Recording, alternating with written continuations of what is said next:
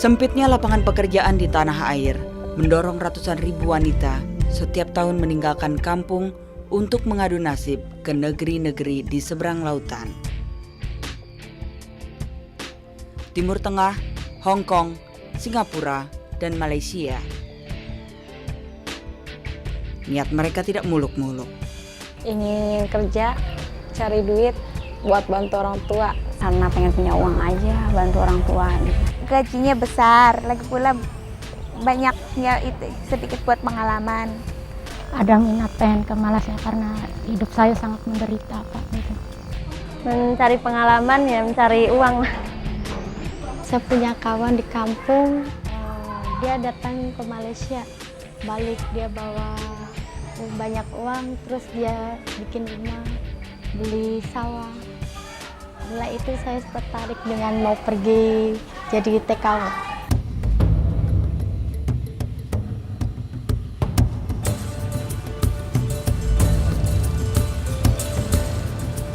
Persoalannya, tidak semua berlangsung seindah harapan mereka. Pekerjaan sebagai pembantu rumah tangga di luar negeri adalah pekerjaan yang penuh risiko.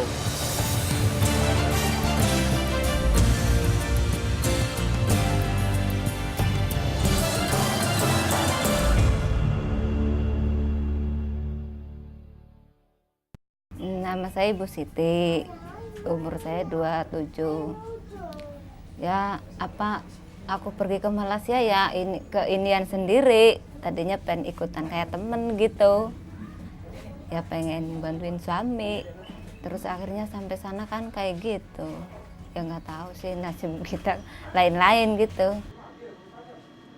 Pada tahun 2005, Siti Maisaro berangkat ke Malaysia. Baru 3 minggu bekerja sebagai pembantu rumah tangga di sebuah keluarga keturunan India, Siti dikembalikan sang majikan kepada agen. Pangkal perkaranya berawal setelah Siti menolak memijat alat kelamin majikan pria. Sang agen bukannya melindungi, malah meminta ganti rugi dan menghukum Siti. Kalau aku suruh nulis ganti 15 juta apa 10 juta, aku lebih baik ini aja. Kan aku mah dihukum plus up, suruh plus up gini 500 kali. Besokannya nggak bisa duduk nongkrong mau buang air aja nggak bisa nih. Kaku semua ininya nih. Sang agen sempat mengirim Siti kepada majikan kedua, keturunan Melayu. Lebih baik daripada yang pertama, Siti dibelikan baju, sepatu, dan diberi uang saku. Namun tidak lama kemudian, Siti dibawa kembali ke penampungan. Agar bisa pulang ke Indonesia, agen di Malaysia meminta sponsor Siti di Jakarta untuk membayar ganti rugi. Si sponsor menagihnya kepada suami Siti. Jumlahnya 5 juta rupiah. Suami Siti yang sehari-hari hanya berdagang jajanan goreng, tentu saja tidak sanggup memenuhinya. Kalau saya punya uang 5 juta, istri saya nggak mungkin saya suruh kerja ke sana, Bu. Mendingan saya suruh dagang sayur aja di Indonesia juga bisa, Bu. Punya uang 5 juta udah bisa jalan, saya bilang kan gitu. Dengan kondisi saya kayak gini, Ibu tahu sendiri kan. Hanya buat makan juga susah. Apalagi mau mikirin uang 5 juta, saya bilang gitu.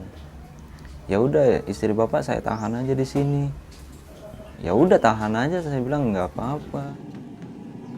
Siti akhirnya bisa pulang setelah suaminya berhutang ke sana kemari untuk membayar kepada agen di Jakarta ganti rugi sebesar Rp500.000. Kini Siti hanya membantu suaminya mempersiapkan dagangan. Kalau aku pikirannya ini, aku nggak pengen balik lagi ke sana. Ya namanya ini nggak tahu lah, tapi kayaknya aku udah cukup sekali aja. Pemerintah Malaysia sebenarnya tidak menutup mata terhadap persoalan yang menimpa pembantu rumah tangga asal Indonesia. Namun, mereka menganggapnya bukan masalah yang genting. Pada pendapat Kementerian Sumber Malaysia, tidak ada masalah krusial yang dikemukakan ataupun yang dihadapkan untuk tindakan Kementerian Sumber Malaysia. Kerana daripada jumlah 300,000 pembantu rumah, setakat tahun 2005, kurang daripada 400 kes yang dikemukakan untuk tindakan sama ada kes yang dikemukakan oleh pembantu rumah itu sendiri ataupun pihak majikan kepada Kementerian Sumber Manusia. Itu kalau dari segi persentasenya kurang daripada 0.15%. Secara relatif, dibandingkan total pembantu rumah tangga asal Indonesia di Malaysia yang mencapai 300-an ribu orang, jumlah mereka yang bermasalah memang amat sedikit. Tetapi, mengurusnya sama sekali bukan perkara mudah. Secara umum, tugas dari kedutaan besar negara manapun, di negara manapun adalah to protect and to serve kepada warga negaranya di negara tersebut. Salah satu kepedulian kita adalah adanya shelter di belakang itu. Mungkin Indonesia adalah satu-satunya kedutaan besar ya di Kuala Lumpur ini yang mempunyai shelter sendiri. Jadi negara-negara yang saya sebutkan tadi, Filipina, ada Bangladesh, ada Nepal, mereka tidak akan mau membuat shelter untuk warga negaranya. Shelter yang dimaksud terletak di belakang gedung KBRI. Kapasitasnya diharapkan dapat menampung 200-an warga negara Indonesia yang bermasalah. Namun, dengan sekitar 70-an orang saja sudah terasa sesak. Kecuali beberapa orang pekerja seks komersial, seluruh penghuni terdiri dari pembantu rumah tangga yang melarikan diri dari majikan dan agen. Pertama, pembantu rumah kita banyak yang mengalami penderitaan atau siksaan oleh majikan. Yang kedua adalah kasus perkosaan atau pelecehan seksual. Kemudian adalah kasus tidak dibayar gaji. Ini yang paling banyak menonjol. Para penghuni shelter lari ke kedutaan lantaran sudah tidak sanggup lagi bertahan untuk tidak melawan. Tidak sanggup lagi menelan doktrin dari majikan, agen, PJTKI, dan sponsor di daerah bahwa majikan adalah segala-galanya. Ketika mereka mengalami penyiksaan atau pukulan ataupun perkosaan oleh majikan, mereka tidak bisa melawan. Bahkan dari hasil riset saya menunjukkan bahwa pembantu rumah Indonesia baru akan melaporkan atau lari di rumah majikan ketika saat yang sudah sangat tidak mungkin lagi untuk bertahan. Mereka bertahan. Banyak faktor yang membawa mereka bertahan. Pertama mungkin faktor dari kampung halaman. Mereka berangkat, mereka pergi mungkin dengan restu orang keluarga, tangis-tangisan, mungkin bahkan tahlilan, dan mereka malu ketika akan balik, mereka tidak berhasil. Kemudian juga faktor ancaman atau doktrin dari majikan atau dari agensi. Di shelter, para penghuni seolah terdampar. Mereka tidak bisa keluar halaman kedutaan karena paspor berada di tangan majikan atau agen. Yang bisa mereka lakukan hanyalah menunggu kasus mereka diselesaikan. Dalam perundingan antara petugas kedutaan, agen, majikan, atau aparat hukum setempat, lamanya bisa berminggu-minggu, bahkan berbulan-bulan. Selain tempat penampungan di kedutaan, ada beberapa tempat di Malaysia yang dapat membantu pekerja asing, termasuk Indonesia, jika mereka mengalami masalah dengan majikan atau agen. Salah satunya adalah kantor-kantor cabang Kementerian Sumber Manusia Malaysia yang diberi kuasa untuk melindungi siapapun, baik pekerja lokal maupun asing. Kita mempunyai pejabat di seluruh negara, iaitu termasuk di Semenanjung Malaysia dan Sabah dan Sarawak, iaitu jumlahnya sebanyak 71 pejabat cawangan.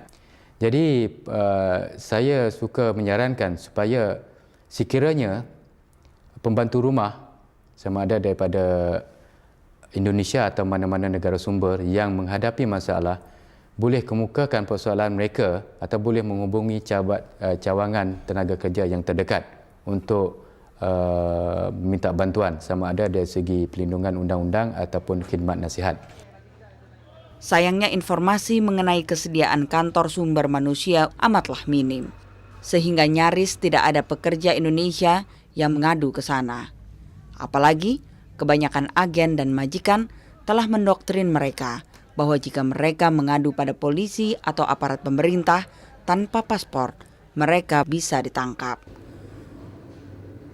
Untuk mengatasi minimnya akses informasi kepada pekerja asing, Tenaga Nita, sebuah lembaga non-pemerintah yang memperhatikan masalah-masalah wanita dan pekerja asing bekerja sama dengan kepolisian Malaysia dalam menyebarkan pamflet berisi informasi nomor dan alamat penting yang bisa dituju para pekerja asing yang bermasalah dengan agen atau majikannya.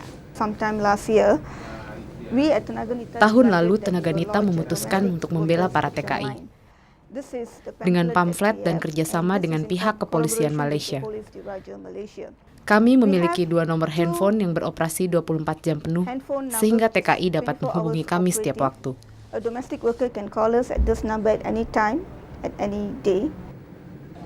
Selain mengupayakan kemudahan akses informasi, para relawan Tenaga Nita juga membantu para pekerja asing dengan menyediakan bantuan pengacara untuk menyelesaikan sengketa dengan majikan atau agen, atau mengupayakan kontak dengan agen, aparat, atau keluarga para pekerja asing di tanah airnya.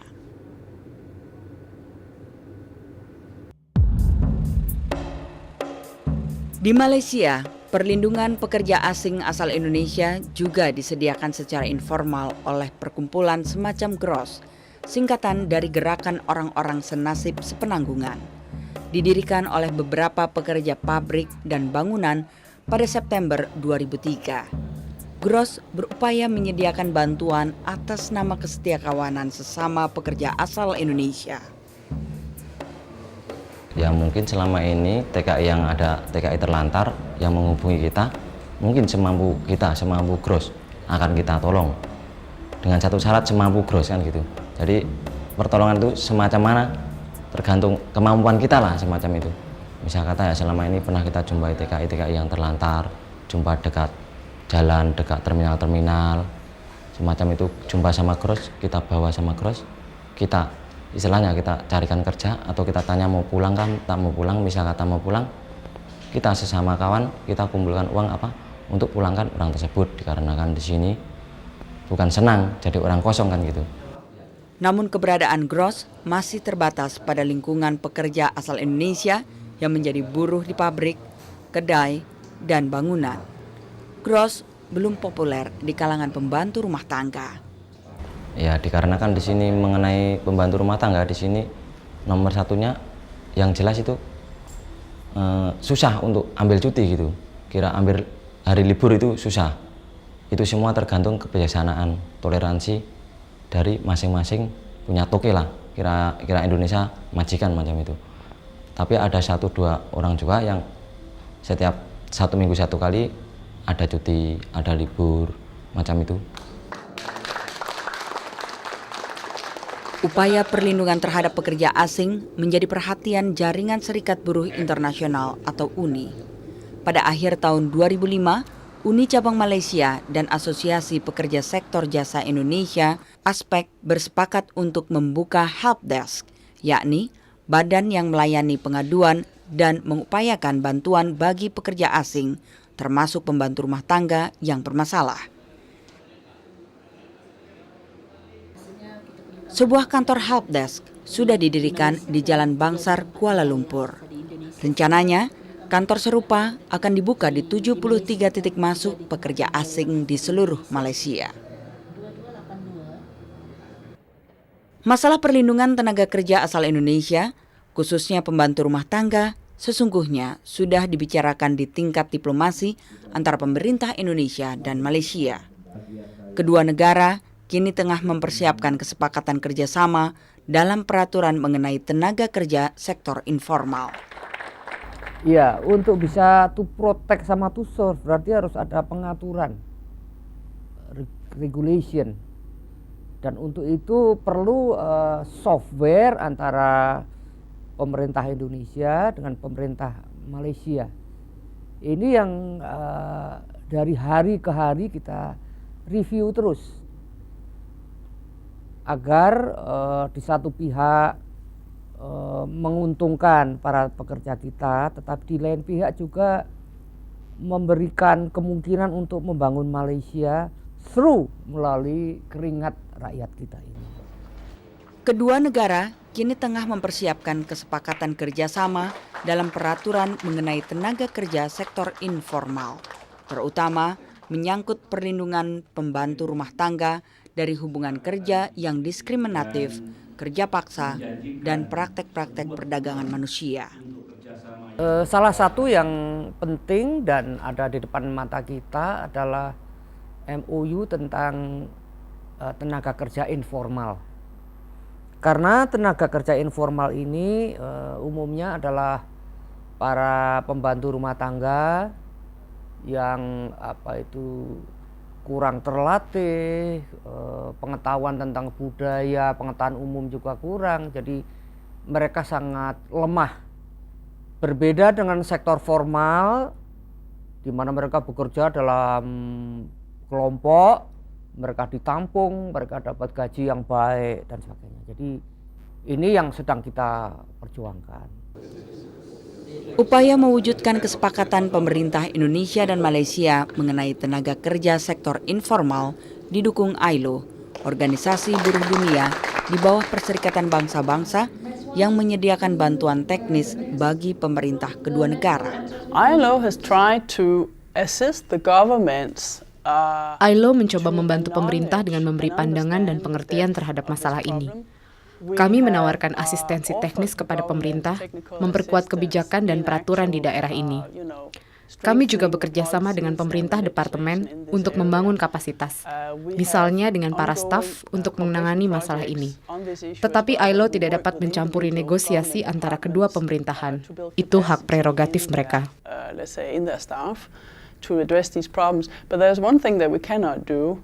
We cannot interfere into ongoing bilateral negotiations between government. That is a prerogative of the governments only. Kesepakatan kerjasama dan penyusunan undang-undang tidak serta-merta menyelesaikan seluruh persoalan perlindungan pekerja asing asal Indonesia, khususnya pembantu rumah tangga. ILO finds that migrant workers suffer from some very fundamental. ILO menemukan bahwa pekerja migran memiliki masalah yang mendasar, terutama di Indonesia. Masalah yang dihadapi pekerja migran di Indonesia adalah mereka tidak memiliki informasi yang cukup mengenai hak-hak mereka di luar negeri dan masalah apa yang akan mereka hadapi di sana nantinya. About their rights when they go overseas, as well as the conditions that are facing them there.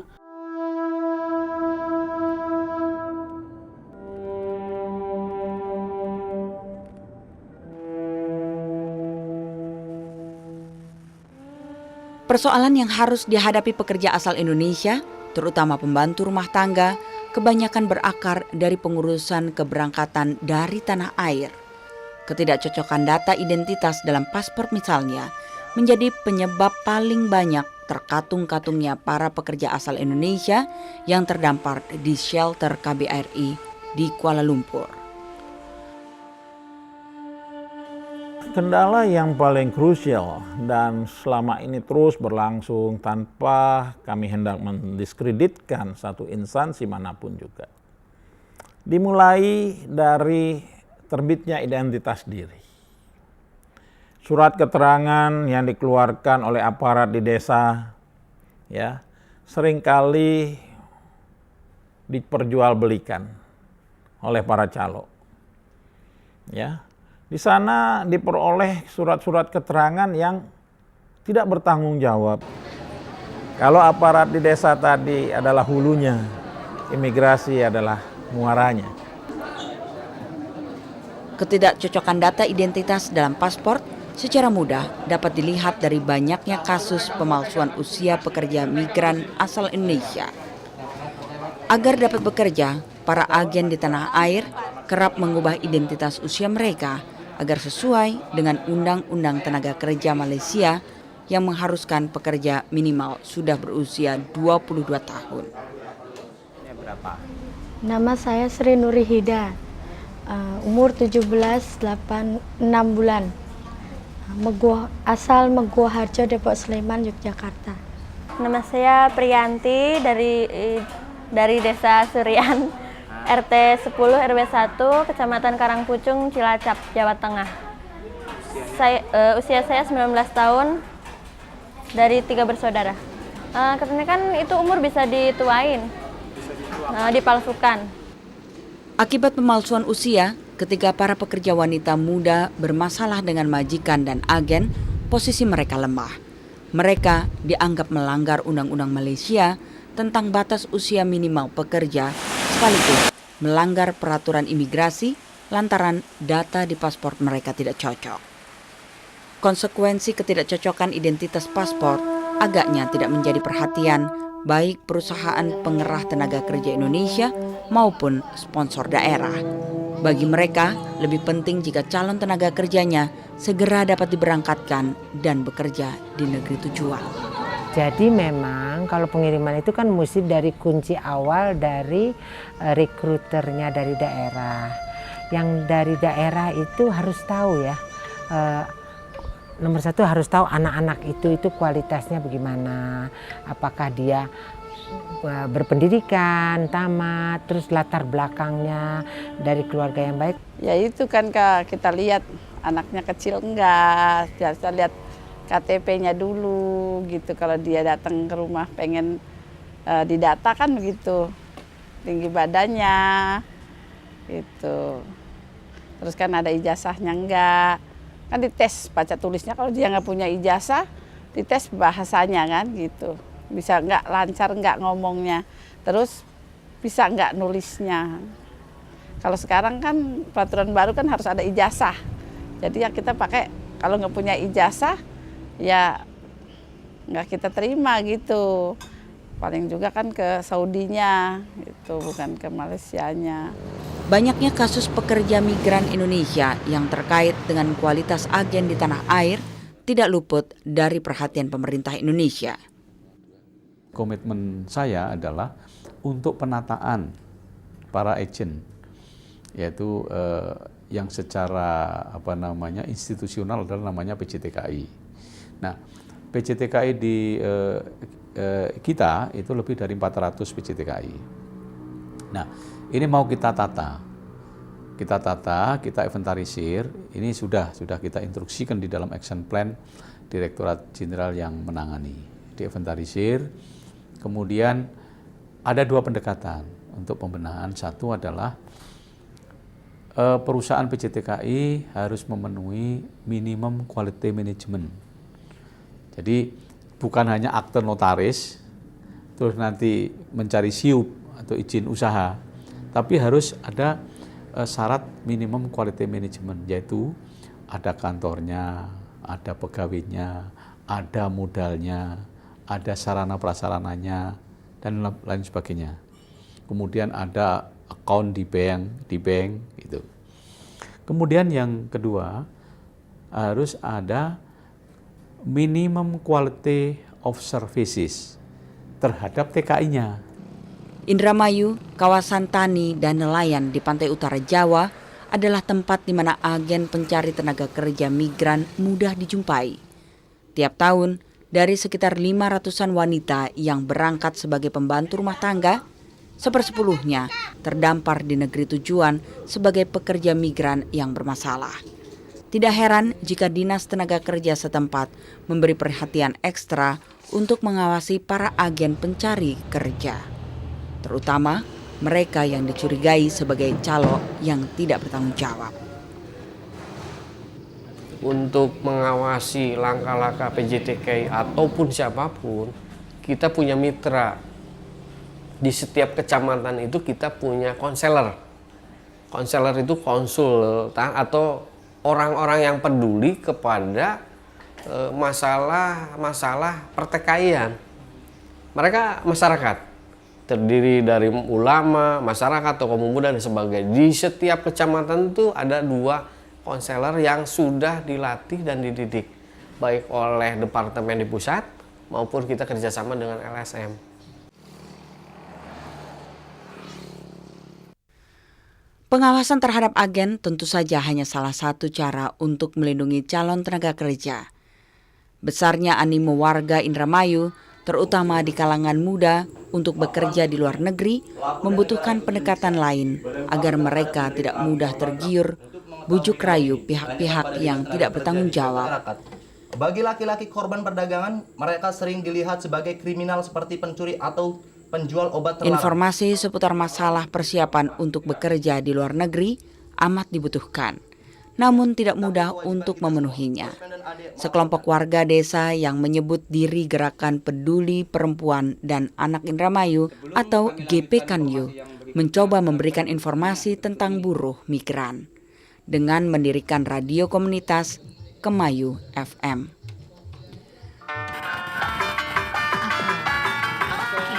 Berbekal peralatan sederhana yang hanya mencapai radius siaran kurang dari 5 km, mereka berusaha menggalang kepedulian warga desa Santing dan sekitarnya terhadap berbagai masalah buruh migran.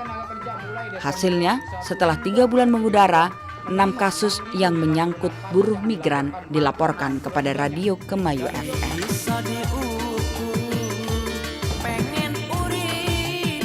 Dari 6 kasus ini, memang yang 5 itu baru kita lakukan untuk baru sebatas konseling. Konseling yang satu ini memang sudah kami mendapatkan data-data otentik. Itu kasusnya Ibu Wasmiyah yang pada waktu itu tahun 2002 berangkat ke Timur Tengah itu tidak dibayar. Dan insya Allah lusa kami akan layangkan surat ke KBRI dan minta pertanggungjawaban PJTKI yang mendistribusikan, yang mengirim Ibu Wasmiyah. Itu kalau nggak salah data yang aku terima itu gaji yang tidak dibayar itu 9 bulan. Apa yang dilakukan GPKANYU dengan radio komunitasnya barangkali hanyalah setetes air di gurun persoalan buruh migran. Namun, tidak pelak lagi, upaya serupa perlu dilakukan di seantero Nusantara jika masyarakat dan pemerintah memang peduli pada perlindungan pekerja migran Indonesia, penghasil devisa terbesar kedua setelah penjualan minyak dan gas bumi.